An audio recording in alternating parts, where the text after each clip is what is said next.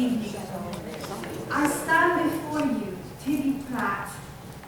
I work as a midwife. Does anyone know what a midwife does? I deliver the wee bairns into the world. And I stand accused as a witch. And I ask you people, do I look like a witch? You're laughing. Why? Do I look like a witch? Yes. What gives it away? All right then. Is it better? Yes. I thought you all, it was because I was over 35.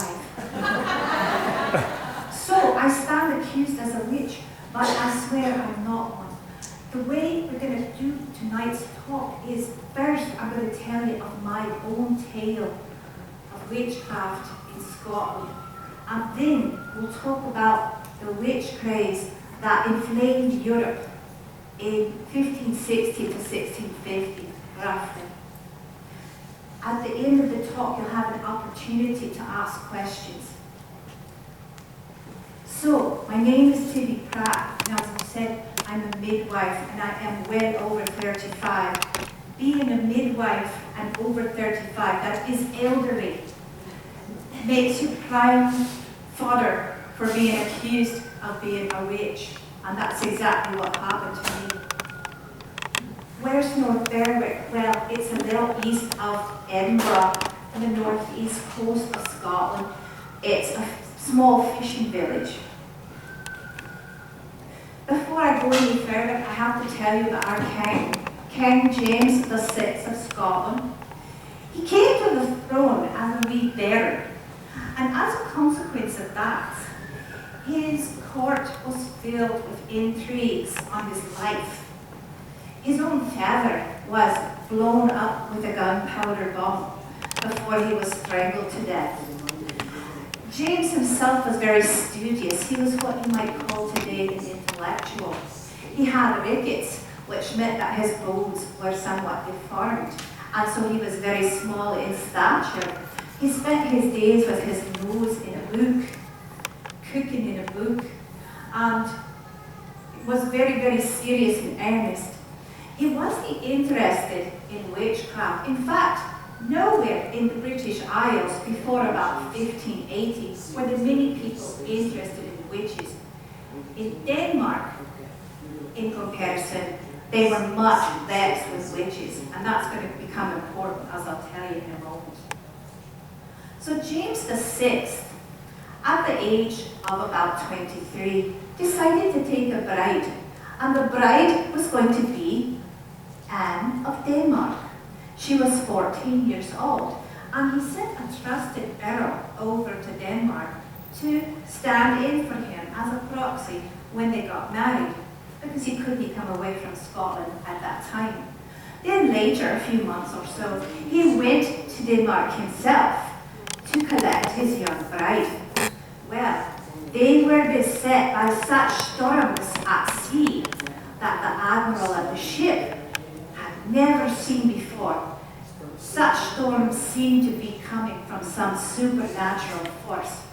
Now in Denmark, as I said, they were sorely vexed with witchcraft.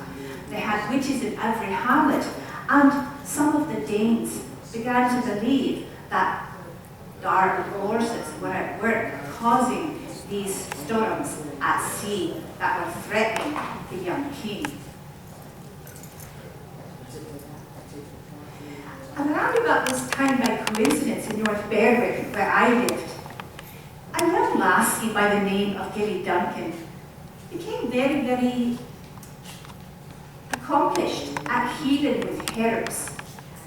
She was such a good healer that some people took jealousy of her and began to think that she was using supernatural powers, and they accused her of being a witch.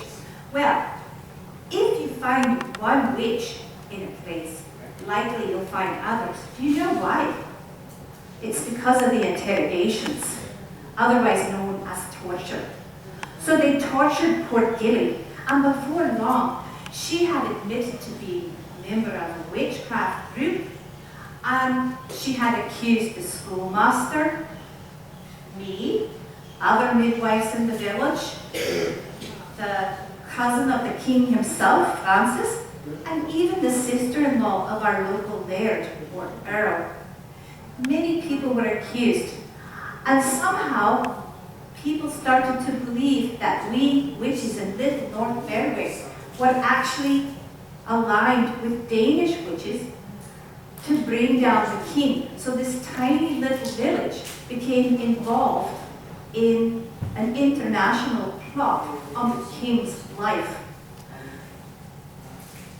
We admitted, some of us accused witches in North Berwick, that we had met in the kirkyard, that's the churchyard, led by the devil himself, and that he had instructed us on Halloween night of 1590 to dig up bodies from the kirkyard and detach some privy members of the men and the limbs of the corpses, tie them to a dead cat and cast it into the sea.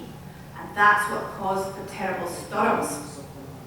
We also confessed that we had taken poisonous toads and hung them upside down to collect their venom, which we then placed on an effigy, image, a puppet of James himself. James was told that the devil really had it in for him, which he took to be quite a compliment, because if you're a very good man, then of course the Prince of Darkness would have it in for you. He took it as a compliment. So here's a picture of the witches as we were accused of being. And the kirkyard was located coincidentally and conveniently by the sea. Convenient for throwing in the spell that would bring up this terrible storm. Such storms had never been seen. Now James never was interested much in witchcraft, but now it was affecting his own self, his own safety, and his family's safety, because it was his wife, of course, and himself that were in danger from being capsized at sea. He took a great interest in us witches, us accused witches, and visited us in our prison cells. He saw before him women who were clarty, that is dirty, crawling with lice, and very emaciated because we hadn't much to eat. And he was amazed because how could this very poor-looking group of women have had the power to control the forces of nature and bring forth these terrible storms? Well, one of our number beckoned him to come to her, and she whispered to him secrets about his wedding night that he felt that no one could know but a witch. And he became convinced of the reality, the existence of the witches. Then he set to with trials as well. One of our number was actually excused by the judge for lack of evidence. James hove to and had her reconvicted. Another was to be executed, but she was with child. She was big with child, and so they let her go. James changed the rules so that even a woman who was big with child would be executed, because she might not be carrying a human belly. She might have the spawn of the devil in her belly. So he changed those rules. The terror of witches he was. That's how he liked to think of himself. So the outcome of the trial, obviously I was not executed. I was one of the lucky ones. But many of them were. There were 70 to 200 who were accused, and there were at least 70 or more who were executed. I can't tell you for sure how many, because records weren't kept very carefully in my time. But we in North Berwick, we saw who didn't come out of the prison, who was left without a mother, who was left without a granddam, who was left without the midwives to bring the parents into the world. There were many such amongst us. It was a terrible thing to happen in such a small village.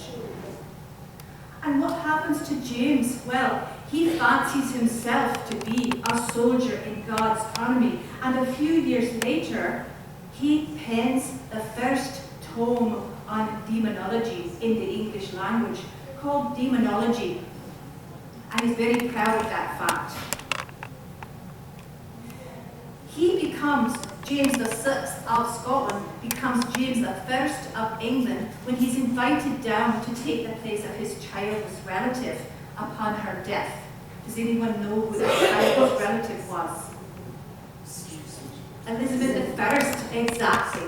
So she dies, and he, her cousin, becomes the king of England. And in England, before James, there was not much fear of witches, but James brought it with him, and he brought his demonology as well, so that all of a sudden, there were many, many witches vexing the people of England and being punished for it, thanks to James. It's very likely that James and Shakespeare met each other because Shakespeare would have plays performed for James. And it's possible that Shakespeare heard of the story of the North Berwick witches and wrote the Scottish play as a consequence. If you know anything about that Scottish play, does anyone know what I'm talking about? Macbeth. Aye. There is a set of witches who tries to control the weather.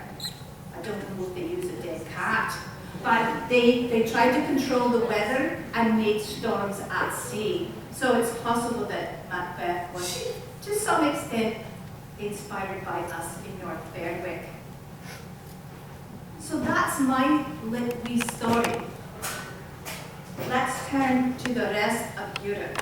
So roughly 1560 to 1660 was the witch craze. Of course, Scotland was a little bit behind this curve, a little bit later, but roughly these times. Now, you North Americans are probably thinking of your own witchcraft cases at that place called Salem. Aye. Well, think about when those pilgrims came over to the New World.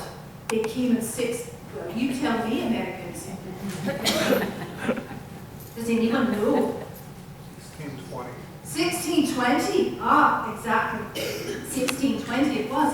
And that's at the height of the witchcraft craze in Europe. And so they brought with them ideas that they had from Europe to your continent.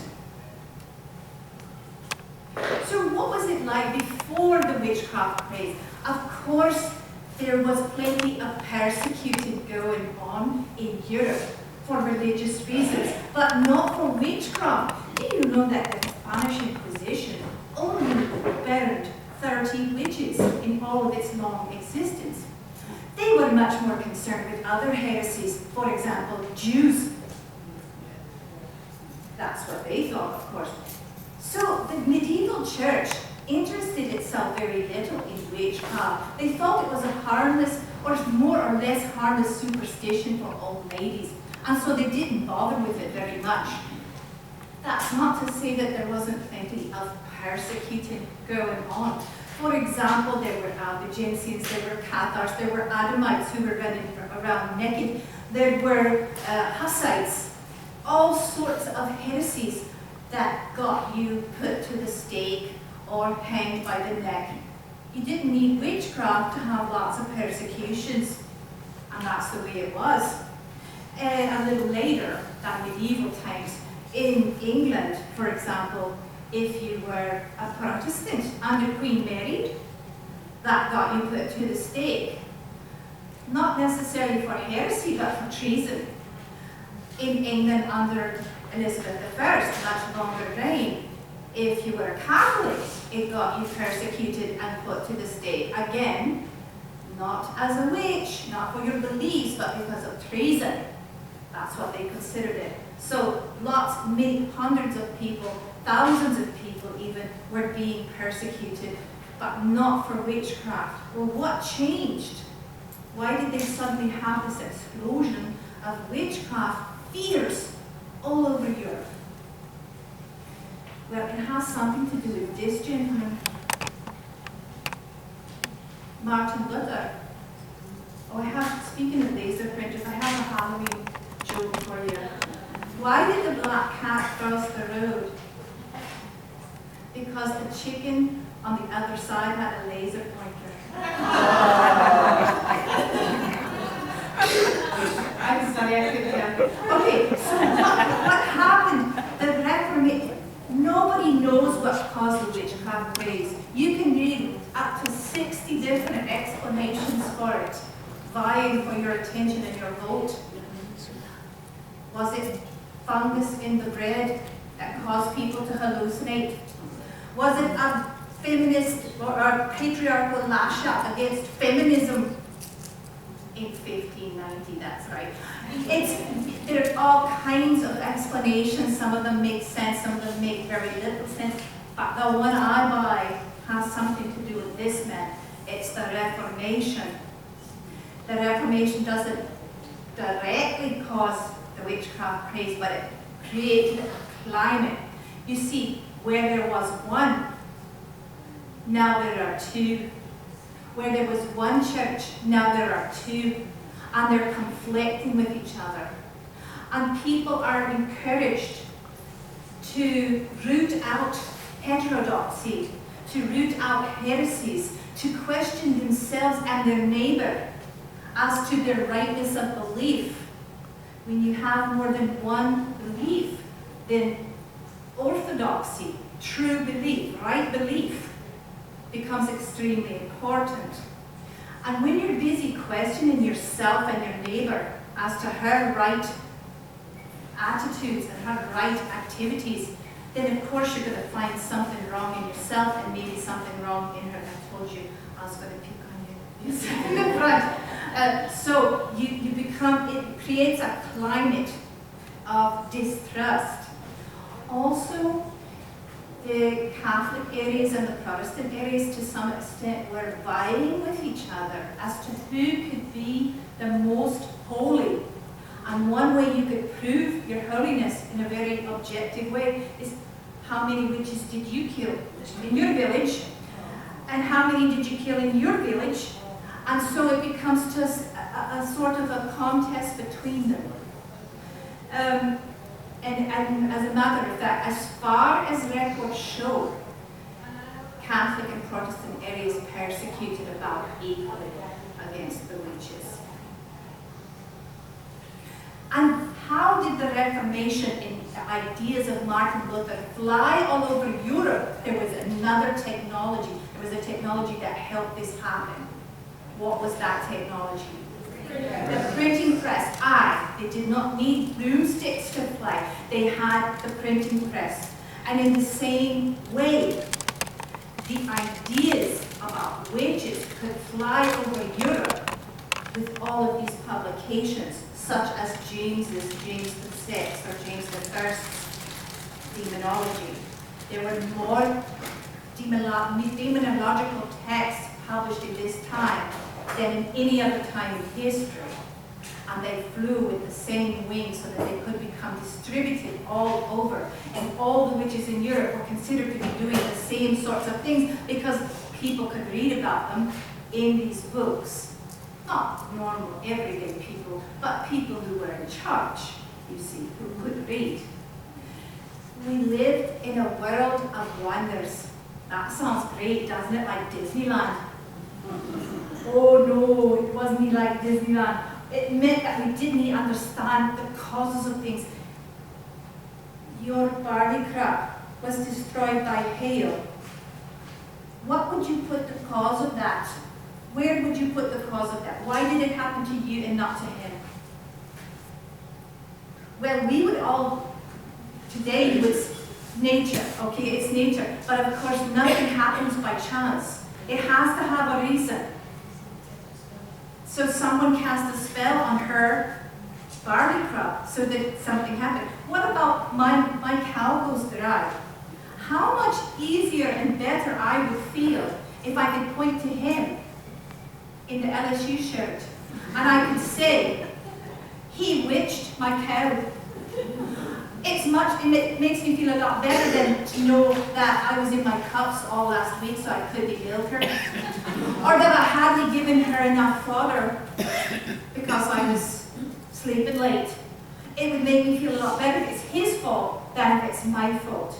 There's got to be a reason for things. Witches are found all over the world. Wherever there's people, there's witches. Does that mean that witches exist? What exists is humans that need to have reasons for things. We can't say it just happened. We have to have a reason. And between 1516 and 1650, the reason was the devil and his minions, the witches. So we didn't understand why one person's child would take ill and die, why one woman would lose her bear, why one person's crop was flattened by a hailstorm, why one person's cow sickened and died and the other did not. We lived in a world of wonders. An example, you all have heard of the word abracadabra. You see how this works?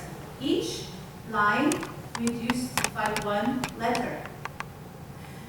If you were ill, you'd be given this by a doctor as an amulet to wear, and as the word diminished, your illness diminished as well. Try it. The next time you have the flu or the cold, try it. This was medicine. We didn't understand the causes for things, and it's much easier to cast blame. And then when you've dealt with the person, then you can feel relief and happy that evil is gone from you. How many of you have one of these? You're laughing because some of you've got it. Why do you have it? For good luck. Oh, good luck. That's another word for witchcraft, is it not? It's trying to control the forces of nature with non-scientific means. That's what luck is. It's witchcraft. It's popular magic is what it is. What about one of these? At your house. This is popular magic. And throughout the centuries, since we were living in the caves, people have used such means to control the bad forces that I see around them. But all of a sudden, this popular magic was seen as a pathology. It was seen as something wicked, as something evil. Even when it did good, it was something evil because it was not sanctioned by the church. Either one. It was suspicious. It was the devil. It was witchcraft. In Brittany, in 1610, the people would go into the chapel and take up the dust from the floor of the chapel and throw it in the air to ensure the safe homecoming of their men at sea. People would take pieces of bread in Turin, in Italy, one from each member of their family, and cast it into a particular fountain. Whichever ones didn't float, that meant a certain person would die in their family. This is all we would call it superstition, but it's a kind of a magic, a kind of way of making forces work the way we want, or to see ahead of time what's going to happen. A man in Italy, in Modena, cured people's hernias on St. John's Day, June 21st, or on Good Friday. He would take the person who was suffering from the hernia and pass them through the two branches of a nut tree while he was reading from the Gospel of St. John. And some of them were cured of their hernias. But he was accused of a witch. A nut tree can heal you. Only God can heal you. And so, if a nut tree has healed you, then there's been some evil forces at work, even though the end result was something good. Remember I told you about Gilly Duncan in North Berwick and how she was healing people with herbs and was accused of witchcraft. So even though she was doing something good, it was evil because it wasn't sanctioned by the church. If you got a hernia, you should suffer, and if God relieves your suffering, you may be grateful. If He doesn't relieve your suffering, you've got to put up with it. You should be turned to a healer who passes you through a nut tree. The thought is, if he can heal you, if he can unwitch you, then he can also witch you. He knows too much. He knows things that only God should know. That was the thinking of my time. So, who was accused most often? Well, most of the cases took place like in North Berwick, in the countryside, in small villages of under 100, 200 people, because that's where most people lived.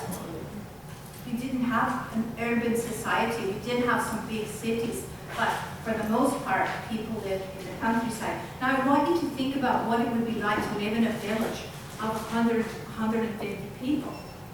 You know everyone. You're related to most of them very closely. You barter with each other. You know one another very, very well. But someone amongst you is a witch, and someone amongst you is going to accuse her. There were witchcraft crazes also in urban areas such as in Paris and London. And in those cases, it would be strangers who were accusing you. Most of the time, the accused brought the accusations themselves. The afflicted, person afflicted, him or herself would bring the charges. But sometimes charges were brought on behalf of another person, of a victim, or even of someone who was dead. See. Now some of you, I hope, are wondering, can a man be a witch? Yes? You said that very self-assured. Do we have any presents? Can a man be a witch? Aye, a man can be a witch. Half the witches in France were men, and most of them were shepherds. They were using the all-popular poison toads, and they were causing wolves to devour their neighbors' livestock, things of that nature. So yes, a man can be a witch. But I want you to understand that a lot of what women do now and then seems to men to be magic. We make butter from milk. We make lace from threads. We bring forth the bairns into the world. If that's not magic, it's magic. And so there's a disjoint between the political power that women don't have and their practical power, which is great. And so this kind of mismatch brings tension.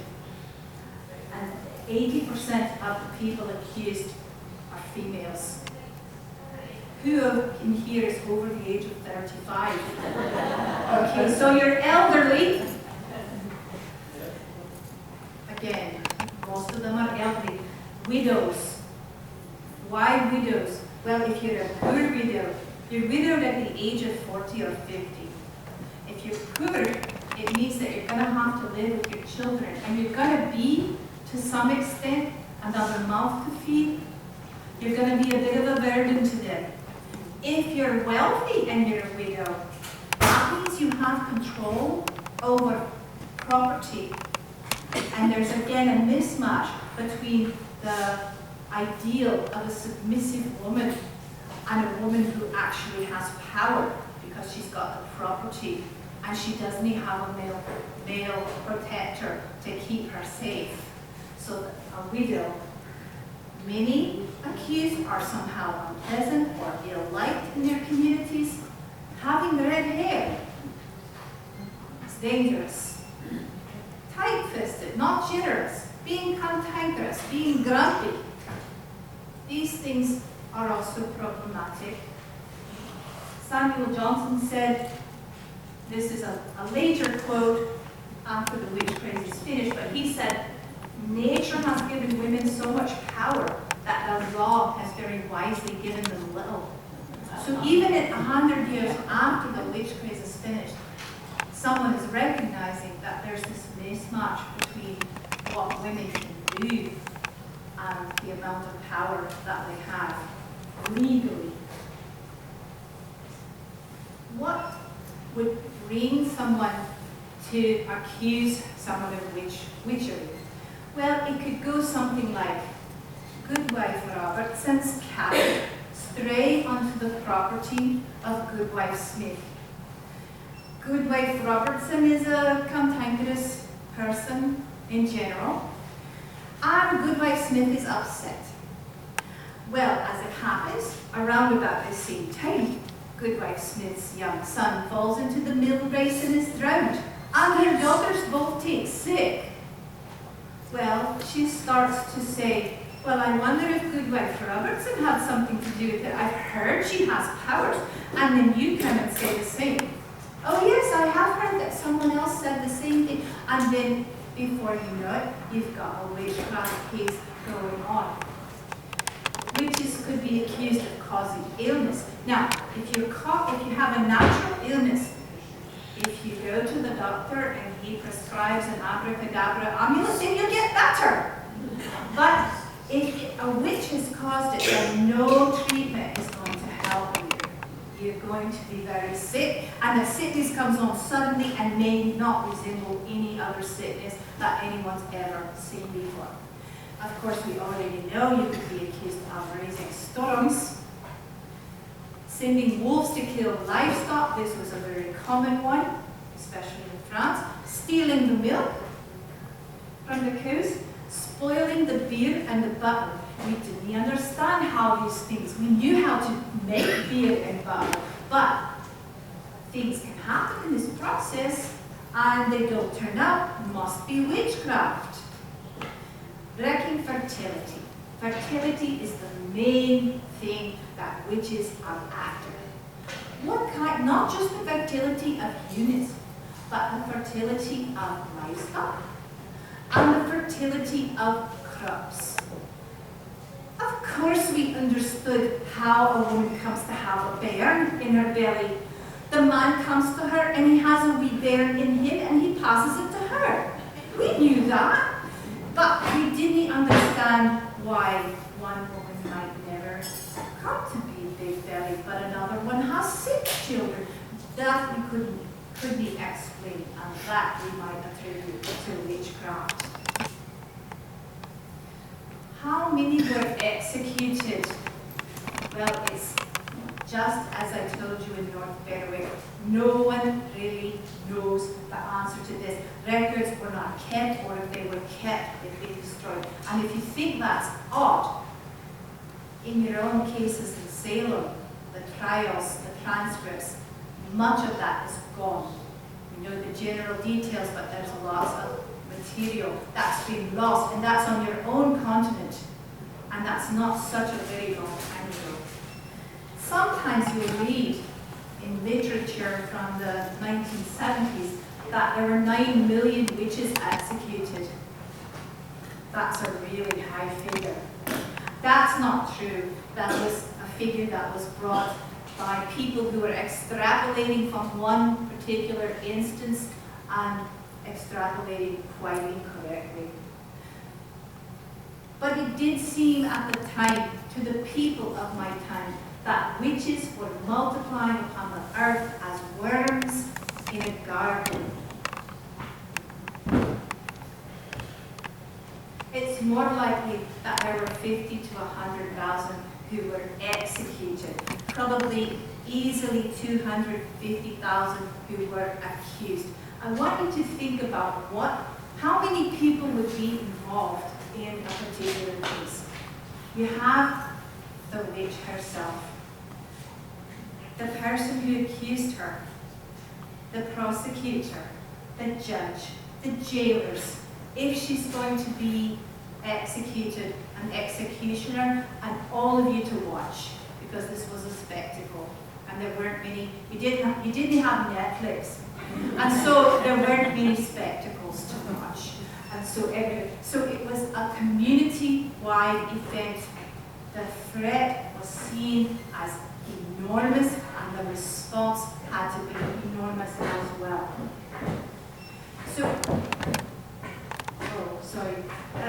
Where are the accused? We've talked about Scotland. Where were they? They are mostly in the Holy Roman Empire. That's these today the modern nations of Germany, the Netherlands, etc., Switzerland. 3 out of 4 witches accused, somewhere, 3 of every 4 accused witches spoke a dialect of German. So they were very efficient in Germany at executing witches, accusing witches, etc., etc. I visited a Hexenturm in Germany this past year.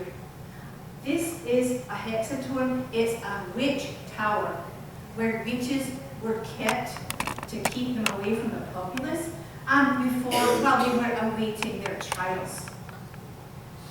This tower was originally part of the town of Gelnhausen's fortified wall, and it was repurposed sometime during the witch craze to hold all the witches.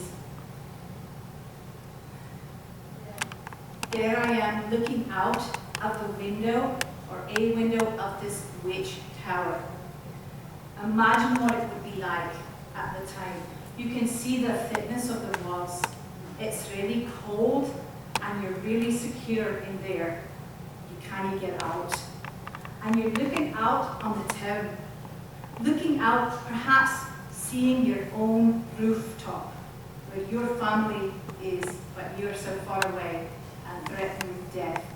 Looking out on the rooftops of your neighbours, one of whom, maybe you know her and maybe you don't, who accused you and put you there. And maybe you're never going to come out of there alive. There's a plaque at this witch tower in Gelnhausen, and it has the names of the people, I think they're all women, who were executed. Not the accused, some of the ones who were executed. There's a few I want to call your attention. Maria Strupp. She was thus the widow of a church deacon. In 1599, she was put to death by the sword. She was accused of having laid her hand on a pregnant woman's belly, and the woman lost her child. She was accused of having blown into the young woman's eye, and the woman's eye fell out. She was tortured, and she admitted, and she was executed. Another was Clara Geislerin. She was also the widow of a church deacon, and she was put to torture 3 times. So the first time she confessed, and then she recanted it. So they put her to the torture a second time, and again she recanted her confession. And the third time, the devil himself came and killed her. She confessed to having had 17 children by Satan and having killed around 270 people in the town. It's not a big town. And you'd think you'd notice the lady who had 17 parents at her side, wouldn't you? So she was killed by Satan himself. So if everybody's doing this in Europe, what are the benefits, the community benefits? How many of you, well, you don't have to raise your hands. Some of you in here are Democrats and didn't vote for George W. Bush, right? Way back when. But when 2001 came, September 11th, you felt more behind him, didn't you? When you feel threatened as a group by outside evil forces, you tend to coalesce. You bond with each other and you bond behind your leader. And it was like that. The witchcraft craze united the community in strong emotion. You could all finally know why you had such ill luck befall you. You knew the reason and you knew what to do about it. Right?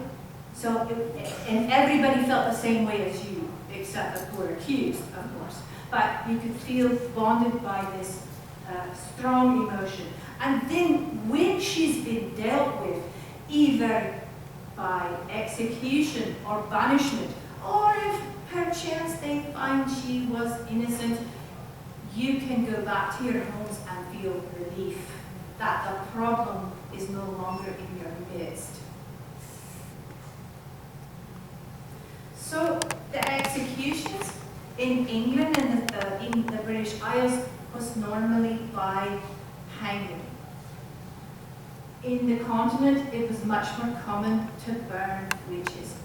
If someone took pity on you and you were supposed to be executed by fire, they'd have you strangled first and then put in the flames. Because being burned alive is pretty unpleasant.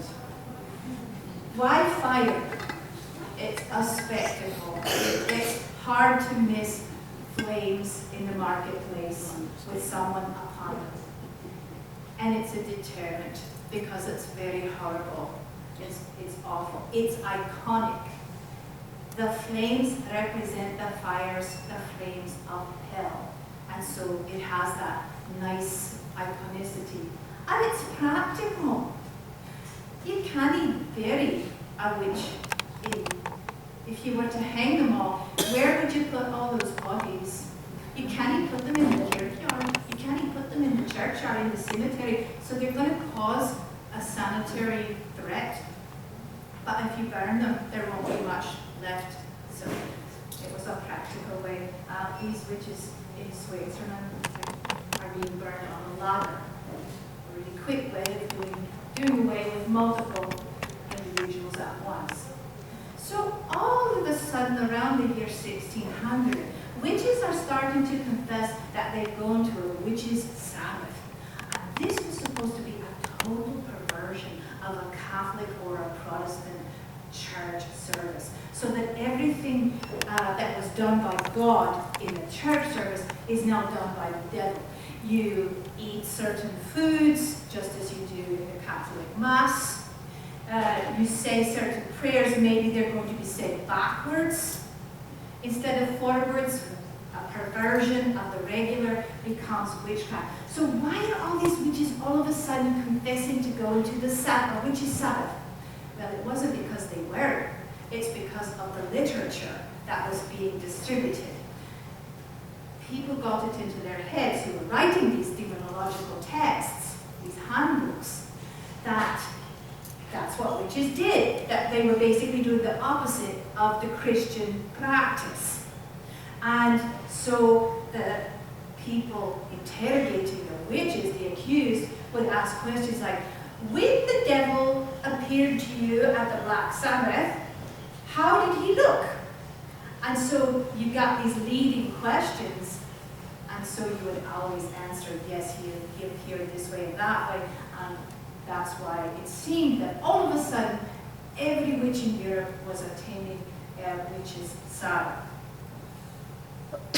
One of the main demonological texts was called the Malleus Maleficarum. Does anyone know Latin? Congratulations. So it means that the hammer of witches, the hammer of witches.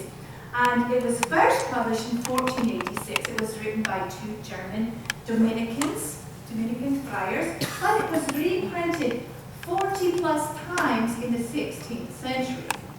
And it was sort of a handbook, a very big, hefty handbook, but one nevertheless that allowed you to recognize witches, know how to deal with them, how their nefarious ways, etc., etc. Here are some typical chapters. How witches are transported from place to place. You all know that one. How witches impede and prevent the power of procreation. That is fertility. How, as it were, they deprive man of his virile member. The Dominicans were very interested in the virile members. They actually claimed that witches made it a habit of taking men's virile members, putting them in a nest, and keeping them. You're laughing, but that's what they said. Remedies prescribed for those who by prestidigitation art have lost their virile members or have been transformed into the shape of priests. So, if any of you have this problem, you can read this book. How witch midwives commit most horrid crimes when they either kill children or offer them to devils in most accursed way. Because you know that witches kill children, unbaptized babes. Why? Because it is with the fat of unbaptized babes that we anoint our broomsticks and fly through the air. It's true. That's what was believed. Why women? Why is it women? I've had women when I've given this talk say, I really feel claustrophobic. Why is it women? According to the Malleus Maleficarum, the Dominicans, remember, women are more credulous. They are feebler in their mind. They are more inclined to deceit. They have insatiable carnal appetites. Remember, these are Dominican fathers. Who would know better? There is a defect in their formation from the bent rib of man. It's what we believed. It's what was believed at the time. It was thought that, this was especially the British Isles, that when a witch had congress, to say it nicely, with the devil, she would proffer a part of her body to him, and he would kiss it, and then it would lose all sensation. And she would use this place. It was a sort of a mole or a wart such as we all have on our bodies, especially as elderly over 35. She would use this as a place to give her familiar animal blood to drink, so that it would do her bidding. Well, the witch finders would try to test to see if you were a witch. They would put this stick, this knife, into your wart or your mole, and if you failed to cry out or it didn't bleed, what else? You're a witch. Well, of course, these things, this goes back into the haft, disappears into the haft, so it never actually touches you. So of course you don't cry out, and of course you don't bleed, and of course you're a witch, because you have a witch mark. So, I'm assuming from your laughter that you no longer believe these things. What stopped it?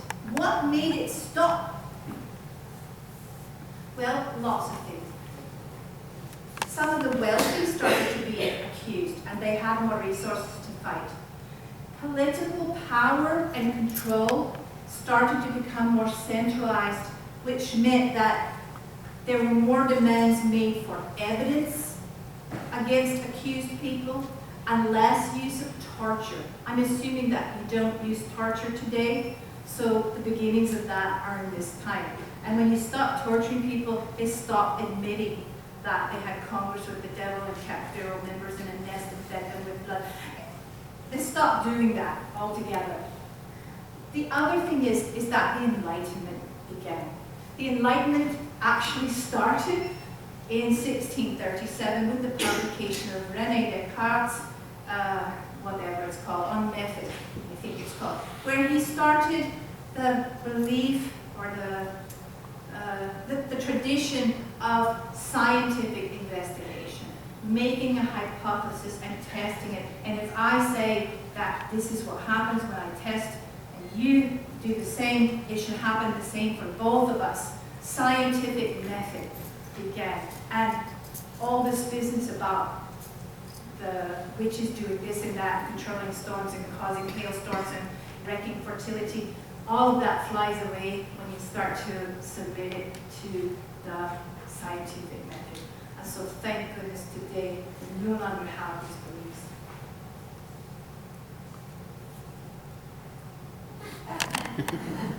So we have about 10 minutes. Does anyone have a question that they would like to ask? I know you said earlier this is a series you do. Aye. Is this a series you do? Aye. Witches? Yeah. No, it's not on witches. It's just one on witches. The others are about revolution. The others are about revolutions. Okay. This was kind of about a revolution too, Right. because it's about a religious revolution in a sense. So. Were more men, were women killed than men? Yes. Yes. Yes. Fascinating to hear how you said that these methodologies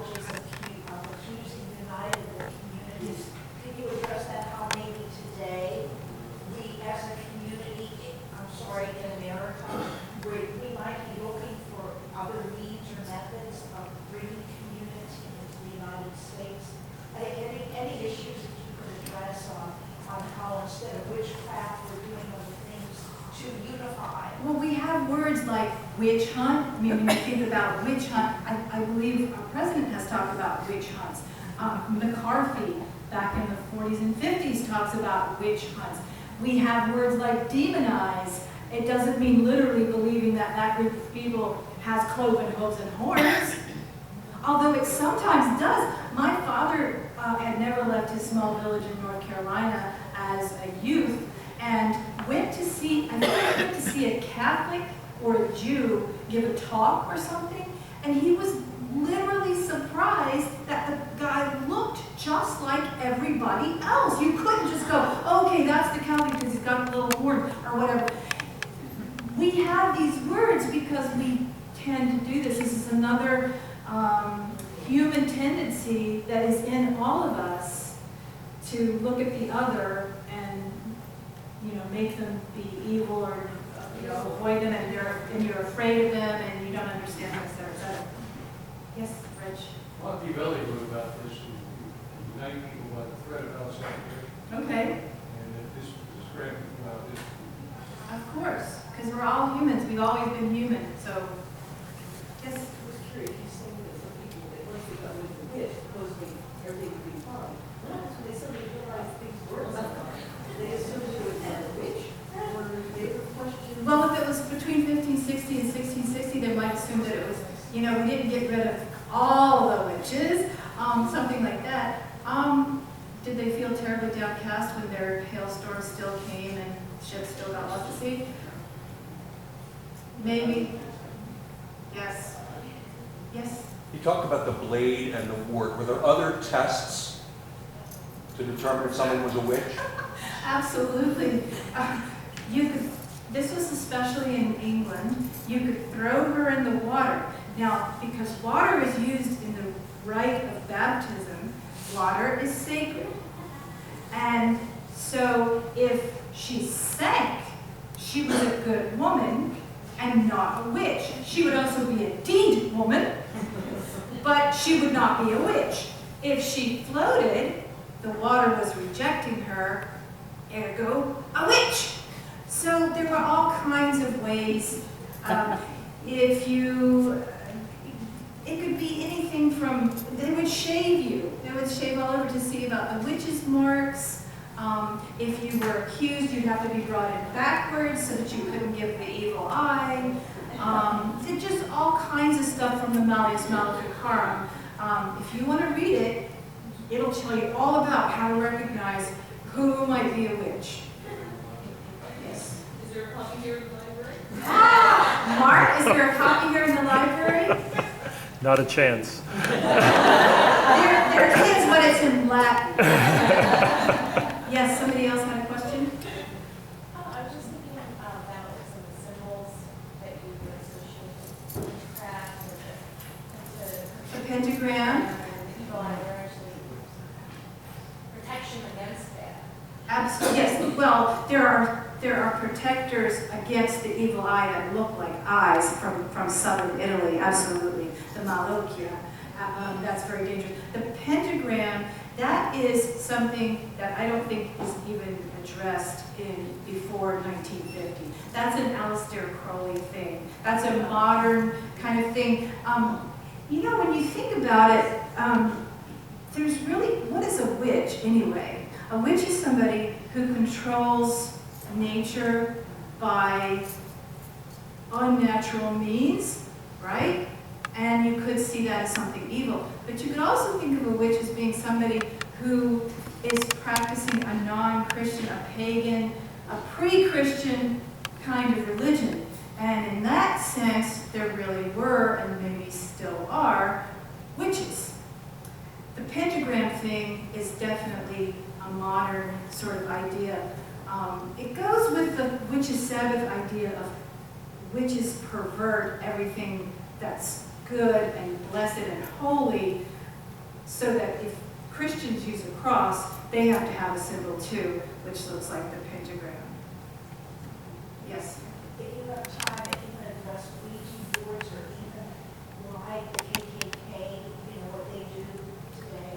The KKK, well, they wear pointy hats, just like witches. But I don't know how the KKK goes into again, sort of the same kind of idea is that nothing happens by chance. If your fingers move that clay thing on the board to a certain letter, it must have a reason, and you have to interpret what that reason might be. Are So- there other cults today that are connected with witchcraft? Absolutely. There are white witches, there are Wiccans, there's all kinds of pre-Christian people who say that they belong to pre-Christian faiths, and there are even people who are quote-unquote Satanists who say that they're perverting all Christian doctrine and practice to something that is driven by the devil. Anything else? Yes, Marilyn. Really think they flew around on fruits? Absolutely. And the thing is, Marilyn, that people were confessing to this. People were confessing to this. If you're having your fingernails pulled off and then screws put in them, or if you're hung up by your arms like this and then drop to the floor so that your shoulders dislocate, you'll basically say whatever they ask you. Do you fly through the air with a stick that's anointed with the fat of a unbaptized baby? Yes. What does the devil look like when he comes to you? Well, he has cloven hooves and horns on his head and he has bad breath. I mean, you're going to say anything.